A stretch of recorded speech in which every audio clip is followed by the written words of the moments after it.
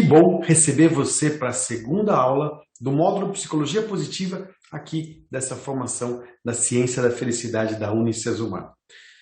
Bom, você se lembra que na última aula eu trouxe a ideia do grande sonho, do nosso grande objetivo na vida, essa busca pela felicidade.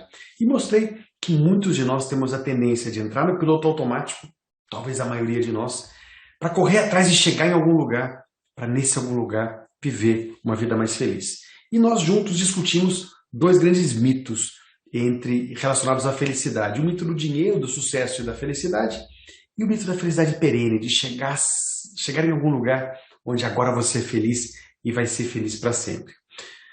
Hoje eu quero entrar mais fundo na ideia da psicologia positiva. Afinal de contas, que ciência é essa? Por que ela existe? Deixa eu dividir minha tela para que vocês possam acompanhar comigo.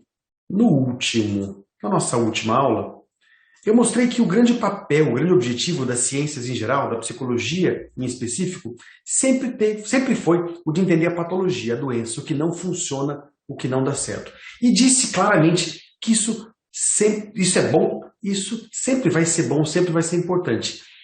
É muito importante que nós possamos, com a ciência, ajudar as pessoas que mais precisam para que elas voltem para a linha normal, para a média. Só que eu disse também que média não é potencial. O que a gente busca, na verdade, é algo a mais. E foi aí que a psicologia positiva surgiu. Lembra que eu terminei a última aula contando a história da pipa, das 10 formas de fazer uma pipa que não voa? Pois é, a psicologia positiva, ela tem como enfoque fazer algo diferente da psicologia tradicional. Só um ponto importante aqui. O nome psicologia positiva foi meio mal escolhido, tá? Porque ele dá a impressão de que se existe uma positiva hoje, a anterior deveria ter sido negativa. Isso não faz sentido, tá? Só existe uma psicologia. O que mudou entre a psicologia tradicional e a positiva é a forma de se fazer a pergunta, o objeto de estudo propriamente. Então, uma não é boa e nem a outra é ruim. Ambas fazem parte da mesma ciência, com orientações diferentes. Deixa eu contar um pouquinho, então, que orientação é essa. Bom, lembra da história da pipa, então? Se eu continuar estudando apenas o que não dá certo, eu vou aprender tudo sobre isso. E vou aprender quase nada sobre as experiências transformadoras. Não estar doente não significa viver florescendo, viver o melhor potencial da sua vida. Foi isso que dois pesquisadores, principalmente esses dois, eu gosto de trazer o nome deles em primeiro lugar, que estão aqui em cima da imagem, o professor Martin Seligman, da Universidade da Pensilvânia, e o professor Mihaly Csikszentmihalyi, os dois de cima aí da imagem da direita, foi isso que esses dois perceberam lá no final do século passado. Eles perceberam o seguinte: se o que a gente quer, se o objetivo do ser humano, se o objetivo da nossa vida é viver todo o potencial para uma vida melhor, eu preciso parar de estudar apenas as experiências mal-sucedidas. Os indivíduos que estão doentes, com depressão, os transtornos da personalidade, a ansiedade, os casais que não ficam juntos, as crianças que não aprendem. Eu preciso parar de estudar isso e eu preciso mudar a pergunta.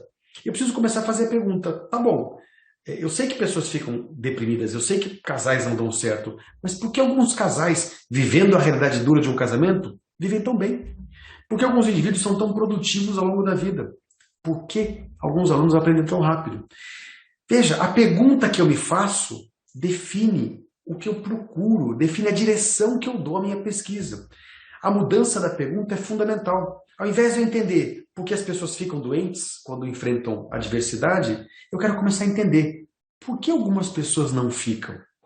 O que essas pessoas fazem de diferente? Como que o cérebro dela é diferente do meu, do seu? Se o que a gente quer é explorar o potencial para uma vida cada vez melhor, eu tenho que estudar esses pontos fora da curva. Eu gosto de usar esse gráfico aqui. Esse gráfico eu emprestei de um TED Talk, de um vídeo do Shawn Achor. Shawn Achor foi um pupilo do professor Tal Ben-Shahar em Harvard. Ele usa esse exato gráfico aqui, isso é uma imagem do gráfico dele, no TED Talk que ele deu. Um TED Talk maravilhoso, inclusive. Se você quiser, o livro dele, O Jeito Harvard de Ser Feliz, é muito gostoso para começar a compreender o que é essa ciência da felicidade. Mas o que você entende quando você olha esse gráfico? Veja, claramente existe uma média, existe uma verdade. É assim que uma criança deve aprender. É assim que um casamento médio deve ser. É assim que uma pessoa que vive bem a vida deve viver. O que acontece com o ponto lá em cima? O que a gente faz com aquele pontinho? Sabe aquele pontinho sozinho, esquecido, que está fazendo lá em cima? Se você trabalha com economia, com matemática, com estatística, o que você sabe sobre aquele ponto? Gente, a primeira coisa que a gente aprende a fazer numa faculdade de estatística ou num curso de estatística é aprender formas a deletar aquele ponto, a jogar ele fora. Formas cientificamente válidas de jogar ele fora, porque afinal de contas, quando você olha para esse gráfico, ele claramente é um erro estatístico, ele é um ponto fora da curva. O que a psicologia tradicional sempre fez então? Sempre que algum ponto caía abaixo dessa média, desse esperado, desse normal, a psicologia mergulhava em entender e ajudar essa pessoa a subir. O casamento que está quase se divorciando, o indivíduo que não aprende na média da turma dele, a pessoa que vive alguma crise de ansiedade. Como é que eu ajudo essa pessoa a voltar para cima? E de novo, gente, isso é ótimo, isso é maravilhoso. Mas por que aquele ponto fora da curva existe? O que ele está fazendo? Lembra que eu mostrei a imagem do sorriso, aquele gari do Rio de Janeiro? Como é que o cérebro dele funciona para ele ver a própria vida tão bem? Vojar e Avomaga, por que eles vivem tão bem? Se o que eu quero é explorar o potencial para uma vida cada vez melhor, eu tenho que entender aquele ponto.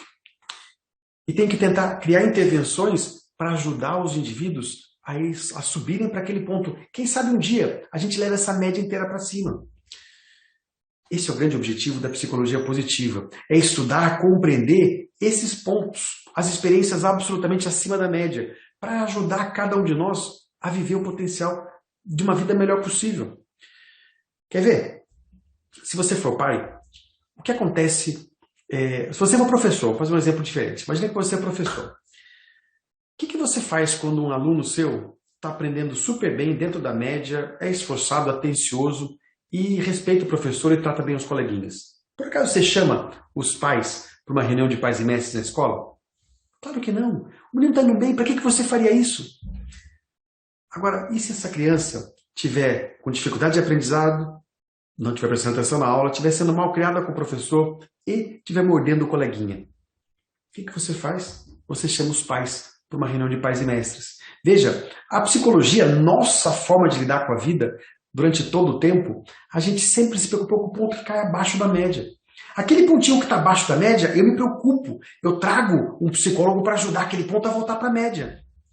O que a psicologia quer fazer é entender por que tem um ponto tão acima e como é que eu ajudo quem está na média a subir. Esse é o grande objetivo, essa é a grande transformação que a psicologia positiva está trazendo desde que ela começou. E ela, de novo, ela é bem recente. Só para contar um pouquinho da história dela, ela começou efetivamente, a gente coloca um marco. O estudo da psicologia positiva começou por volta da década de 70, mas ela começou efetivamente, a gente usa como grande marco o dia que o professor Martin Seligman, o primeiro aqui da foto, fez o discurso de posse quando ele assumiu a presidência da Associação Americana de Psicologia. Nesse discurso de posse, ele convida toda a comunidade científica a mudar ou a ajudá-lo a equilibrar a psicologia. Ele não quer que a gente pare de estudar, não, as experiências que não dão certo. Mas como é que a gente equilibra essa curva? Como é que a gente tem também estudos para entender o positivo? Então, esse discurso de posse, ele deu em 98, o que mostra que a psicologia positiva é uma ciência muito nova, ela ainda é um bebê, mas ela já está mergulhada, já está fazendo parte de todos os setores da sociedade, escolas, órgãos públicos, empresas, universidades, famílias. Então, hoje ela está permeando todas as áreas da sociedade. Junto com o professor Martin Seligman, que é considerado hoje o pai da psicologia positiva, existe o professor Mihaly Csikszentmihalyi, que foi um grande autor, falecido no ano passado, que trouxe o conceito de flow para os estudos do Martin Seligman. Eu gosto sempre de trazer o meu professor aqui embaixo, o professor Tal Ben-Shahar, fundador do instituto que eu trouxe para o Brasil, porque eu acho que ele tem um papel fundamental na psicologia positiva. Veja, o Martin Seligman, quando ele propõe essa nova ciência, ele faz questão de frisar que a psicologia positiva não pode ser uma ciência que fique travada na academia, apenas para que um doutor em psicologia possa conhecê-la. A psicologia positiva tem que chegar para as massas, porque ela tem o potencial de melhorar a nossa vida. Então ela tem que chegar e tem que ser acessível a todos. E aí que entrou o professor Tal Ben-Shahar. Ele criou em Harvard o curso mais disputado da história de Harvard.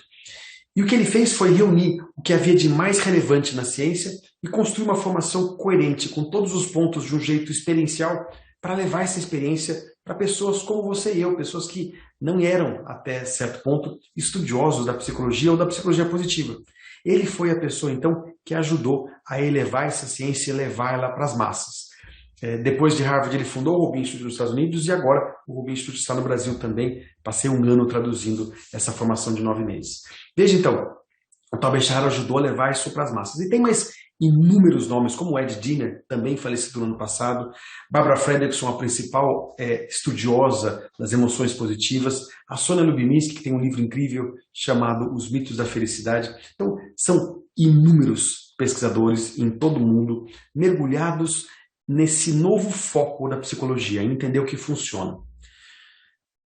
Gente, a psicologia positiva, ou esse novo olhar para o positivo, está trazendo uma grande revolução em todo o mundo. Se você olhar aqui nessas imagens, a ONU começou a medir a felicidade das nações. A cada 2 anos nós temos um relatório que mostra como que as nações se encontram em relação à felicidade. O Butão, um paísinho pequeno, espremido entre a Índia e o Nepal, decidiu, anos atrás, medir a felicidade de sua gente. O Butão criou o Índice de Felicidade Interna Bruta. Esse índice hoje é replicado em vários países do mundo, muita gente quer entender, organizações querem aplicar esse índice. E por que o Butão resolveu aplicar esse índice? Veja, lembra que eu mostrei para você o nosso grande sonho? O que a gente quer é ser mais feliz, não é? E a gente já sabe que mais dinheiro não traz necessariamente mais felicidade. Mas como é que a gente mede se um país está indo bem ou não? Como é que a gente mede o sucesso de um país? Pelo PIB, concorda? Produto Interno Bruto, ou seja, quanto mais riqueza um país tem, mais eu acho que ele está bem. Pensa comigo. Imagina que um país resolve arrebentar com suas florestas para explorar o minério, usar esse minério para que crianças não remuneradas, ou seja, trabalho infantil escravo, para que essas crianças produzam uma panela de péssima qualidade para exportar para um país que está em guerra civil, cometendo genocídio contra o país vizinho. O que acontece com o PIB do país que está produzindo a panela superfaturada e vendendo para esse país em guerra? O PIB aumenta, e aumenta muito. Minha pergunta para você é, isso é bom? É o que a gente quer como país? Foi isso que o Butão percebeu. Se o que a gente quer é mais felicidade, eu tenho que medir a felicidade das comunidades e definir políticas públicas com base nisso. Essa empresa vindo para cá, ela vai ter o potencial de aumentar a felicidade do meu povo ou não, ou vai piorar? O mundo inteiro, de novo, está tentando compreender e replicar esse modelo. Eu trago, às vezes, para palestrar no Rubin Institute, o professor Sandhu Chetri, um monge do Butão, doutor, que foi um dos idealizadores desse índice, e ele traz toques maravilhosos para explicar a razão e como esse índice foi construído. O Instituto VIA, que você pode ver aqui embaixo, é o primeiro esforço científico para compreender as virtudes e forças humanas. E hoje você pode, com certeza você vai ter essa aula ao longo desse curso, você pode conhecer e aprender a usar as suas forças rumo a uma vida cada vez melhor. Uma verdadeira revolução começou. Veja, para você ter uma ideia, nesse novo enfoque, no foco no positivo, existe um livro que talvez você goste de, você tenha vontade de ler, eu já tenha lido, que é o livro As Zonas Azuis. Deixa eu dar um exemplo prático dessa mudança de enfoque, do foco no positivo. A ciência sempre quis saber por que algumas pessoas sofrem de determinadas doenças, certo? Agora, com o advento da psicologia positiva, esse estudo mudou de lado. Existe um livro muito bacana que você devia ler se você tiver interesse, chamado As Zonas Azuis. Um pesquisador, o Dan Buettner, reuniu um grande time, financiado pela National Geographic, e foi buscar as 4 comunidades no mundo onde as pessoas são mais longevas. É uma cidadezinha em Okinawa, no Japão, outra na Sardenha, na Itália, outra na Costa Rica e uma na Califórnia. São regiões onde as pessoas vivem muito mais de 100 anos. Uma média, comparado com a média mundial, vivem muito mais tem muitos mais centenários do que os outros países, os outros lugares. E o Dan Buettner resolveu entender o que eles fazem. E o Dan Buettner conseguiu, com um estudo científico, isolar e entender o que essas comunidades fazem de diferente. Para que a gente possa trazer para as nossas comunidades, para que eu possa, quem sabe, trazer para a minha família ou aqui, para a comunidade de Antonina, onde eu moro. Ao invés de eu tentar entender por que as pessoas adoecem e ajudá-las a não ficar mais doentes, eu quero entender por que as pessoas em alguns lugares são tão mais longevas que a média. Como é que eu posso viver mais? Como é que eu posso trazer isso para a minha vida? Faz sentido? Esse é o grande objetivo, então, dessa nova ciência da psicologia positiva. E para você ter uma ideia, olha que interessante. Antes do advento da psicologia positiva, muito pouco se estudava sobre os aspectos positivos. Essa pergunta positiva quase não acontecia. Os cientistas queriam entender a doença, o que não funcionava. Veja aqui, a partir esse gráfico aqui é um gráfico feito pelo Ed Diener para entender quando foi que a ciência começou a explorar, fazer experimentos científicos sobre as questões da positividade, do bem-estar, do bem-estar subjetivo.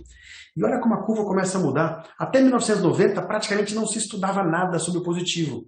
De 1990 para cá, essa curva começou a crescer exponencialmente. Hoje, como eu disse, a psicologia positiva está imersa em todas as áreas da sociedade. Veja, é injusto dizer que o Martin Seligman e Mihaly Csikszentmihalyi, apenas eles criaram a psicologia positiva. Ele deu o pontapé inicial e convidou a comunidade científica para o estudo. Mas veja, a gente gosta de dizer que existem os avós da psicologia positiva. A psicologia humanista, por exemplo, com um grande nome, o Abraham Maslow, já tinha mergulhado, já tinha tentado mudar o ângulo de pesquisa da psicologia tradicional para o positivo. O próprio Abraham Maslow, no livro dele, tem uma frase, tem um capítulo com o nome Por uma Psicologia Mais Positiva. Eles já haviam tentado mergulhar nesse estudo, mas eles não conseguiram ganhar tanta força assim da comunidade científica. Foi com o Seligman que essa força chegou. Então hoje a psicologia positiva cresce exponencialmente. Eu convido você a conhecer cada vez mais dela para você poder usufruir tudo que ela tem nos ensinado. Nessa altura da minha aula, todo mundo me pergunta, mas Henrique, qual é a diferença dessa tal psicologia positiva para autoajuda? E aqui é importante que eu diga o seguinte, existem duas grandes diferenças, na minha opinião, e eu vou explicar de uma maneira bem simples. Primeira coisa que eu quero dizer é que eu adoro livro de autoajuda, eu leio muito livro de autoajuda, e se assim como eu, você também lê, você deve ter percebido o que é comum a gente sentir ou fazer depois de ler um livro de autoajuda. É muito comum que a gente leia o livro, que a gente goste do livro, mas que pouca coisa mude. Veja, a principal diferença entre a autoajuda e a psicologia positiva é que enquanto a autoajuda é baseada na experiência de um indivíduo, eu fiz alguma coisa enquanto pai, enquanto CEO, enquanto professor, deu tão certo que eu escrevi um livro. A psicologia positiva é baseada em experiências empíricas, com grupos de controle, com estatísticas, com comitês de ética, para que o que foi descoberto realmente valha para muita gente, ou para o mesmo tipo de pessoas nas mesmas circunstâncias. Enquanto a autoajuda é baseada na experiência de um indivíduo, que pode ser que não funcione para todos nós, a psicologia positiva se baseia em evidências científicas. A segunda grande diferença tem a ver com o nome do livro da autoajuda. E eu vou trazer uma história aqui do professor Tal Ben-Shahar. Geralmente o livro de autoajuda traz uma grande promessa. Pense e fique rico. Os 7 hábitos, o segredo. Se você não mudou sua vida após ler O Segredo, é porque você não aprendeu tudo ainda. A psicologia positiva, ao contrário do autoajuda, não traz promessa alguma. O Tal Ben-Shahar conta uma história, quando ele ficou famoso pelo curso mais disputado da história de Harvard, ele começou a dar entrevista no mundo inteiro, em todos os jornais, revistas, TVs. E ele contou para mim um dia que, depois de algum tempo, ele começou a ficar cansado, porque sempre durante a entrevista, o jornalista perguntava, mas professor, Tal, me conta, qual é o segredo da felicidade? Aí ele me disse, Henrique, eu fui ficando tão cansado que um dia eu contei. Era uma jornalista de um jornalzinho pequeno de Boston. Eu disse a ela, tá bom, eu vou te contar o segredo, mas eu tenho uma coisa triste a te dizer. Felicidade é estudada há muito tempo, é um tema muito subjetivo. Então não existe apenas um segredo para a felicidade, não. Existem 3. A jornalista riu e falou, professor Tal, tudo bem, pode me contar. Cabe na manchete, 3 vai caber tranquilo. Ele disse, tá bom. O primeiro segredo da felicidade é realidade. Ela foi e anotou toda empolgada. O segundo segredo da felicidade é realidade. E o terceiro é realidade. Ou seja, enquanto a autoajuda geralmente nos promete uma fórmula mágica, uma solução milagrosa para os nossos problemas, a psicologia positiva nos ensina que não há fórmula mágica, que não existe lugar perfeito, que nos altos e baixos da vida que todos nós vivemos e vamos continuar vivendo, nós podemos sim aprender a fazer escolhas melhores, mais construtivas, mais positivas e produtivas. Portanto, não existe um lugar mágico para se chegar, mas existem coisas, formas de agir, aprendizados, podemos amadurecer na forma que a gente lida com as nossas emoções e como a gente constrói uma vida cada vez melhor. Então, trata-se de viver a vida como ela é e de escolher um futuro ligeiramente melhor. Faz sentido para você?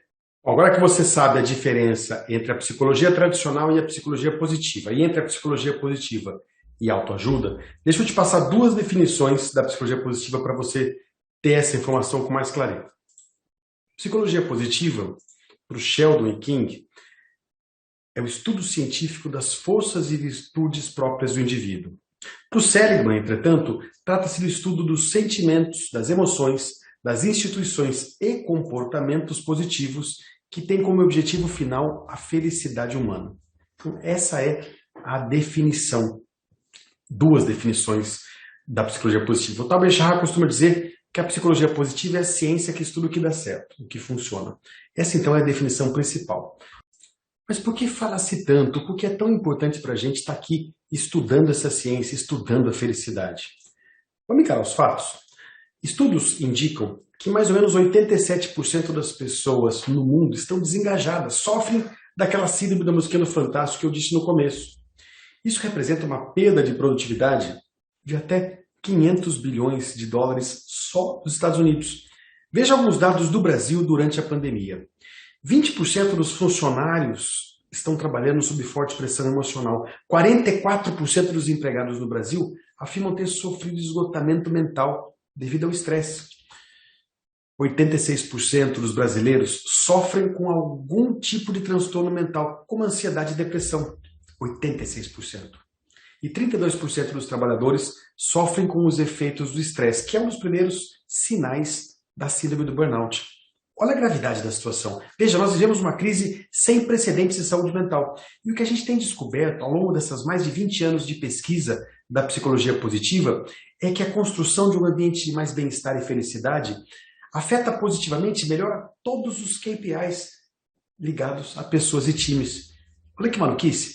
Ambientes mais felizes têm 300% mais inovação. Você sabia que Dubai, por exemplo, tem o Ministério da Felicidade, que fica no mesmo andar do Ministério da Inovação? A gente sabe hoje que pessoas mais felizes são mais criativas. Vamos falar sobre isso nos próximos encontros. 300% mais inovação. Quanto isso custa hoje, no mundo de hoje de tecnologia? 44% mais retenção. Gente, talvez isso tenha acontecido com você já. Quando você gosta do seu chefe, gosta do seu trabalho, você não troca o emprego, nem para ganhar mais. 37% mais vendas, 31% mais produtividade. Olha lá debaixo da curva. Ambientes mais felizes têm 125% menos burnout e 66% menos auxílio-doença. Olha o custo para a empresa, do indivíduo que vai trabalhar e fica doente e depois não volta no dia seguinte. Mas quer saber? Joga fora o custo da empresa. Olha o custo humano do pai e da mãe que vão para o trabalho e voltam para casa incapazes de ser pais e mães. Felicidade é um dos principais drivers da humanidade na atualidade. Nesse livro Homo Deus, o Yuval Harari, um dos grandes mestres da história atualmente, ele coloca que, a partir de agora, o ser humano está focado em encontrar mais longevidade e mais felicidade. Essa ciência veio para ficar, ela não vai parar. Olha o que a gente sabe hoje. Pessoas mais felizes vivem mais alegria. Elas estão mais conectadas com mais possibilidades na vida. Elas têm conexões melhores, se relacionam melhores com os outros. Elas exploram novos caminhos para chegar nos seus objetivos. Elas sentem mais orgulho, mais força. Pessoas mais felizes impactam positivamente a sociedade como um todo. Esses estudos são da Barbara Fredrickson, no livro que ele explora a teoria do Broaden and Build, do ampliar e construir, que a gente vai falar aqui também. Pessoas mais felizes têm mais saúde física, melhor pressão arterial, mais sensação de bem-estar. São mais criativas, como eu disse, mais produtivas, crescem mais na carreira, são mais autênticas e comprometidas com o seu trabalho, contribuem com times e vão além do job description. Vivem mais em flow e são mais resilientes e têm menos impactos de sintomas de estresse e depressão. E olha que curioso isso, né? Eu confesso a você que quando eu comecei a estudar psicologia positiva, quase 10 anos atrás, eu não tinha coragem de chegar para uma empresa e levar um projeto de felicidade. Eu não era nem recebido, talvez o meu e-mail não fosse nem respondido. Isso mudou completamente hoje. Hoje eu levo números, eu levo dados que mostram como mais felicidade pode ser uma das curas a crise de saúde mental que a gente vive. Mas sabe que eu não precisava nem ter tantos dados assim. Pensa comigo, olha como é intuitivo. Imagina aquele dia que você vai trabalhar depois de uma noite mal dormida, porque você brigou com seu parceiro, sua parceira, dormiu mal, acordou mal, não tomou café da manhã, brigou com o filho na saída, pegou um trânsito horroroso para o trabalho e foi trabalhar num projeto que você não quer assumir, que você não gosta, com um chefe que você não respeita. Como é que você produz? Como é que você se entrega? Como é que você se relaciona com as pessoas ao seu redor? E nesse dia, quantas vezes por dia você olha pelo relógio e fala, meu Deus do céu, o tempo não passa. Agora pensa num outro dia, uma outra quarta-feira. Você foi dormir bem depois de ter maratonado com seu parceiro ou sua parceira em casa, uma maratona de Netflix. Você dormiu bem, acordou, tomou um belo café da manhã, sai de casa, dá um beijo no seu filho, pega um trânsito tranquilo para o trabalho. Chega no trabalho para trabalhar com um chefe novo, um chefe que te inspira, num projeto que você não via a hora de começar. Como é que você se engaja? Como é que você se relaciona com as pessoas? E é provável que no final do dia você olhe para o relógio e pense, já está na hora de ir embora, o tempo voa. É intuitivo. Quando a gente está bem, quando a gente está mais feliz, a gente vai muito além. É por isso que sabemos hoje que enquanto o dinheiro não traz felicidade, sucesso não traz felicidade, pessoas mais felizes tendem a produzir muito mais, a ir muito além. A felicidade é, portanto, uma das formas para a gente começar a construir ambientes mais positivos, melhores, vidas melhores para a gente e também uma sociedade melhor e cada vez mais justa. E é por isso que a psicologia positiva é tão importante. No próximo encontro, eu vou trabalhar com o paradoxo da felicidade, as dimensões do bem-estar, os modelos de felicidade e bem-estar, e vamos começar a entrar na última aula nas emoções.